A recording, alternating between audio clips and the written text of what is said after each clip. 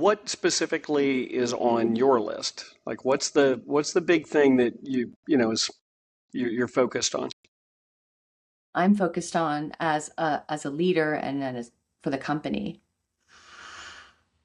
I think it's making sure we have the right the right people on the team, Hmm. the right people on the bus, that are going to share in that vision, continue to contribute to our growth, and have that forward thinking mindset, that entrepreneurial mindset, and making sure that we're getting our message out there.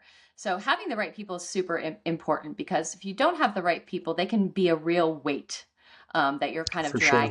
dragging behind you, versus bringing people who are going to move you forward, push you forward faster, ask the right questions.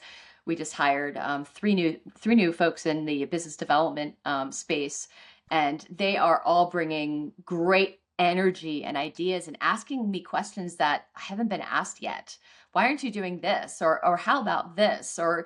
And it's really invigorating and helpful to get that outside perspective, because if you're surrounding yourself with people who have all been doing the same thing all the time for the last 5 or 10 years, you don't know what you don't know. So I love the idea of making sure that we're constantly refreshing our team with people that are going to help challenge us. So that Well, that that's been speaks to that's been this. a big part of the rebuilding. It speaks to the stage that you're at, also, Maria. Because if I think about the common growth curve, there's a stage where adding diversity of unique perspectives actually slows the company down, because the company is small enough that you need everybody to stay focused, and the leader plays such an important role that people have to go, okay, what does Maria want me to do next? And then you reach a point where the organization becomes bigger than the individual. Yeah. And at that stage, you do need unique thinking. And so there's all kinds of messiness that comes with that, though, right? Because Yeah. now you're bringing people in where there's a group of people that are probably like, hey, look, we haven't done it.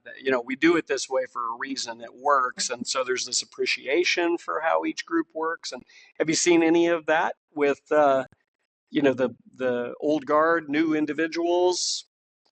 We're very proud of our hiring and onboarding process. So, we do a really, really thorough evaluation of candidates to make sure that they bring the same type of thinking that we Hmm. have, right? That they're going to come in and hit the ground running.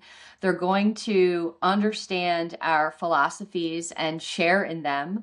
We operate within what we call a self-managed environment. So it's no one's going to be looking over your shoulder. We're putting together Nice. a framework for you to work within, but ultimately how you work that framework and bring the value of what you have to the table is really important. And by that framework, I mean a very sophisticated architecture, internal architecture of processes, of models. We're very, very model based, heavily model based, in how we make decisions and how teams collaborate, and how we think about things. That I think is really a great way to create a culture of collaboration, so that when people come in, they're onboarded, they're hit with a fire hose for the first 2 weeks, but it ultimately helps to get them moving faster once they're through that process. So we're very, very interactive and engaged in the onboarding process to make sure. And sometimes people get to the end of that process and they're like, this isn't what I expected. This is completely different than anything I've ever experienced before. And they either love it and it's great, or it's not. It's not for everybody. Yeah.